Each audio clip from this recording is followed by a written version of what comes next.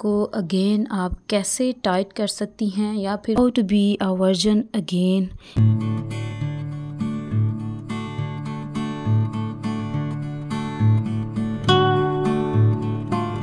अस्सलाम वालेकुम viewers, my self doctor Noorulain. उम्मीद करती हूँ आप खैरियत से होंगे।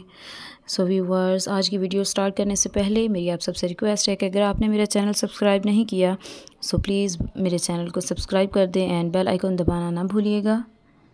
सो व्यूवर्स, मेरा आज का टॉपिक है how to be a version again या फिर हाउ टू टाइट लूज़ वजाइना। आप इन दोनों में से कुछ भी समझ सकते हैं, ठीक है। सो मेरा आज का टॉपिक है वजाइना को अगेन आप कैसे टाइट कर सकती हैं या फिर ख़ुद को कैसे जस्ट लाइक वर्जन बना सकती हैं। सो एक एज के बाद मोस्टली जो ख़वातीन हैं उनको टेंशन होने लग जाती है। उनकी जो वजाइना होती है उसके मसल्स बहुत ज़्यादा लूज़ हो जाते हैं, वजाइना लटक जाती है। उसकी वजह से मोस्टली फ़ीमेल्स को बहुत ज़्यादा टेंशन होने लग जाती है। सो व्यूवर्स, अगर आपके वजाइनल मसल्स जो हैं वो वाइट डिस्चार्ज की वजह से मसल सेल्स आपके ख़त्म हो गए हैं या फिर वो पोस्ट डिलीवरी की वजह से आपके सेल्स जो हैं वो ख़त्म हो गए हैं, तो किसी भी किस्म की आपकी प्रॉब्लम है, सो आज मैं आपकी प्रॉब्लम इस वीडियो में ख़त्म करने वाली हूँ। सो व्यूवर्स, ओवरऑल ये आज के टाइम में सबसे ज़्यादा होने वाली प्रॉब्लम है फ़ीमेल्स में कि उनके जो वजाइनल मसल्स हैं वो टाइम से पहले ही एक्स्ट्रा लूज़ हो जाते हैं। आपकी वजाइना जो है वो अपनी टाइटनेस को लूज़ कर रही है, अपनी स्ट्रेंथ को लूज़ कर रही है टाइम से पहले। सो व्यूवर्स, सबसे पहली इसकी जो वजह है वो है वाइट डिस्चार्ज, क्योंकि आम लोगों को पता ही नहीं है कि जो वाइट डिस्चार्ज है वो एक बहुत बड़ी प्रॉब्लम है। सो मोस्टली लोगों को बहुत यंग एज में वाइट डिस्चार्ज स्टार्ट हो जाता है। सो कुछ लोग कहते हैं कि जो डिस्चार्ज होता है हमारा वो योगर्ट की तरह है या फिर जो दूध फट जाता है उसकी तरह है। सो लोग जो हैं वो खाने पीने की चीज़ों से कंपैरिजन करना स्टार्ट कर देते हैं जो वाइट डिस्चार्ज होता है उसका। लेकिन व्यूवर्स, आप लोगों को पता ही नहीं चलता कि जो वाइट डिस्चार्ज होता है वो कब हद से ज़्यादा उसकी जो कॉम्प्लिकेशंस होती हैं वो बढ़ जाती हैं, इसका आपको अंदाज़ा भी नहीं होता।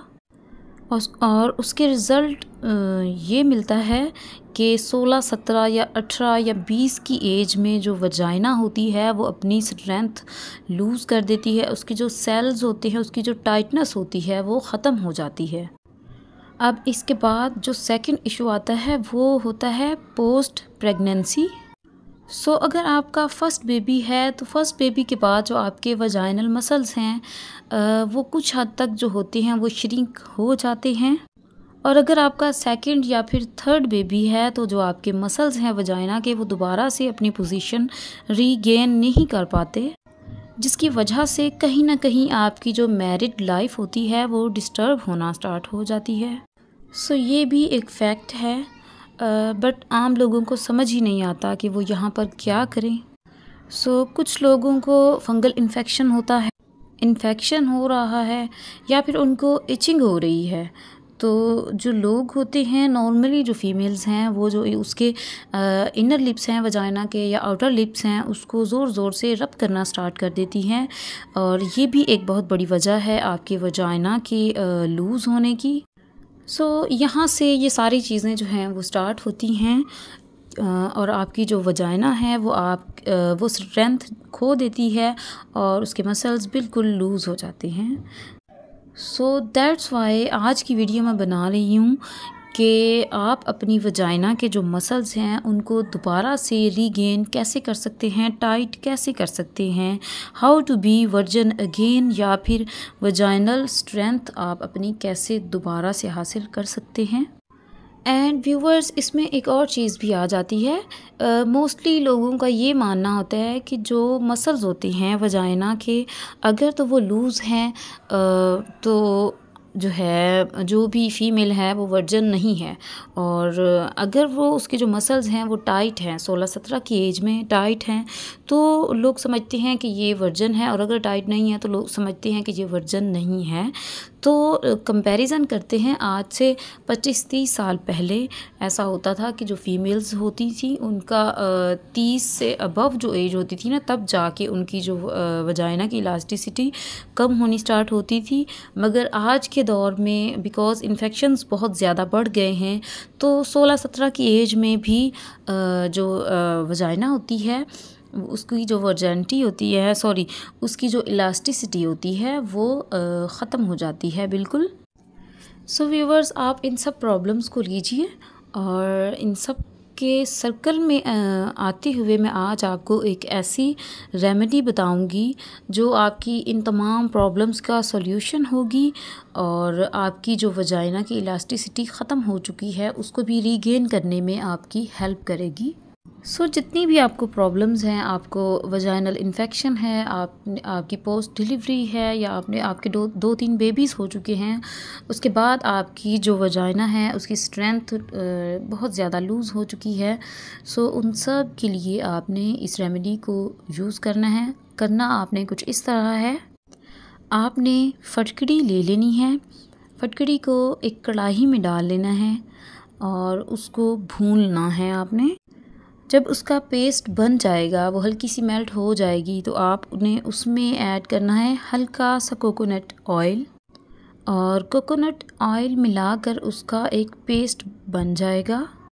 आप उसकी मिक़दार अपने हिसाब से ले सकते हैं। आपने एक बार यूज़ के लिए बनाना है तो आप अपने हिसाब से उसकी मिक़दार लीजिए, और अगर आपने उसको काफ़ी ज़्यादा मिक़दार में बनाना है तो आप अपने हिसाब से उसकी मिक़दार ले सकते हैं। तो आप उसको बनाकर किसी बोतल में रख सकते हैं। 15 से 20 दिन भी आप उसको इस्तेमाल कर सकते हैं। आप इस लेप को बनाएं और बनाकर अपने इनर वजाइना में आपने इसको अप्लाई करना है। मैजिकल तौर पर आपकी वजाइना को सिकुड़ने में और दोबारा से श्रिंक होने में और रीगेन होने में आपकी बहुत ज़्यादा ये रेमेडी हेल्पफुल साबित होगी। उसके बाद आपको इसके साथ सीड्स बार भी लेना है। उसमें आपने करना कुछ इस तरह है कि तकरीबन आपने इसको हफ्ते में 2 बार करना है।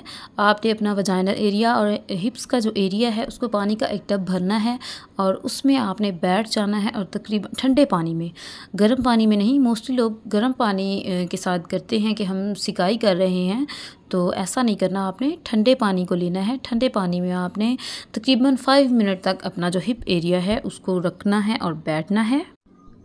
अगर विंटर्स हैं तो विंटर्स में आप इसको एक बार कर सकते हैं हफ्ते में, और अगर आप समर्स में स्टार्ट करना चाहें तो आप समर्स में 1 वीक में 2 बार इसको अप्लाई करें। और जब आपने पानी वाले टब में बैठना है तो आपने अपनी वजाइना को अंदर की तरफ पुश करने की कोशिश करना है, उसको छोड़ना है एंड पुश करना है। जैसे हम ब्रीथ अंदर बाहर करते हैं, जस्ट इसी तरह आपने अपनी वजाइना को अंदर की तरफ पुश करना है और बाहर की तरफ पुश करना है, और फिर अंदर की तरफ पुश पुल। तो आपने इस तरह पूरे 5 मिनट तक करना है। ये आपने वीकली 2 बार करना है, और जो लेप मैंने आपको बताया है वो आपने डेली बेस पे करना है। उसके बाद इसमें 3rd स्टेप आ जाता है।